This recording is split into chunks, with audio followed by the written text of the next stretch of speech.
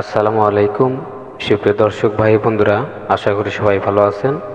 দেশ ও দেশের বাইরে যে যেখান থেকে দেখছেন আমার ভিডিওটি, তাদের জন্য অসংখ্য ধন্যবাদ। তো আজকের ভিডিওতে আপনারা দেখতে পাচ্ছেন সোলার প্যানেল কিভাবে আপনারা বাসা বাড়িতে কানেকশন করবেন।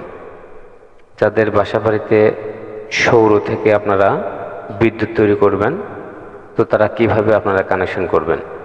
তো এখানে আমরা ব্যাটারি এসিড ঢালতেছি। তো এটা নতুন ব্যাটারি।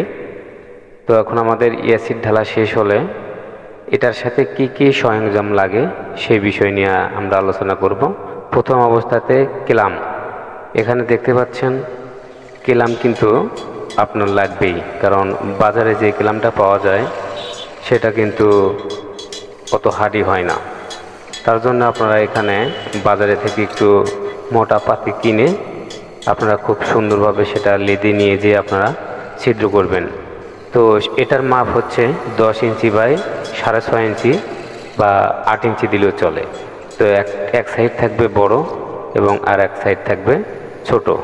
কারণ ছোট বড় থাকার কারণ হচ্ছে সোলারটা একদিকে ডাউন থাকবে আর একদিকে একটু হাই থাকবে। তো তার জন্য আমরা প্রত্যেকটা কেলাম আমরা হাতুড়ি দ্বারা আমরা এল করে নিচ্ছি। এতে হবে কি, নিচের সাইডে আমরা টিন ছিদ্র করে এমনকি বাটাম ছিদ্র করে আমরা নাট বোল্ট লাগাবো অসার দ্বারা। আর উপরে যে কেলামটা থাকবে সোলারের সাথে নাটটা আমরা ফিক্স করে লাগাবো। তো এতে হবে কি, খুব সুন্দরভাবে আমরা সোলার লাগাইতে পারবো। তো এখানে দুইটা সোলার দেখতেছেন। তো আগে আমাদের 4টা সোলার ছিল 150 ওয়াট করে। তো এখন আমরা দুইটা সোলার আমরা অ্যাড করব। তো এখন মোট সোলার হচ্ছে 6টা। তো মোট এখন 900 ওয়াটের মতো এখন ওয়াট পাচ্ছি।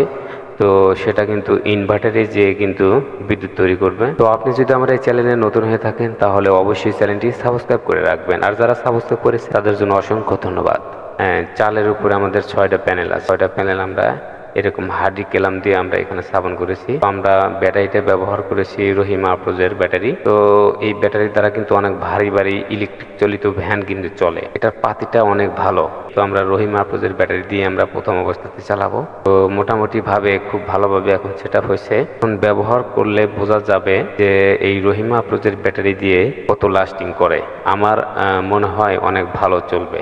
আপনারা যখন বাসা বাড়িতে সোলার আইপিএস কিনবেন, আপনারা এয়ার দেখে তারপরে আপনার একটা সোলার বাসা বাড়িতে লাগাবেন। আপনারা হুট করে একটা কাজ করবেন না। ধন্যবাদ। আসসালামু আলাইকুম। যে কোনো প্রয়োজনের সময় আপনারা আমাকে ফোন করতে পারেন।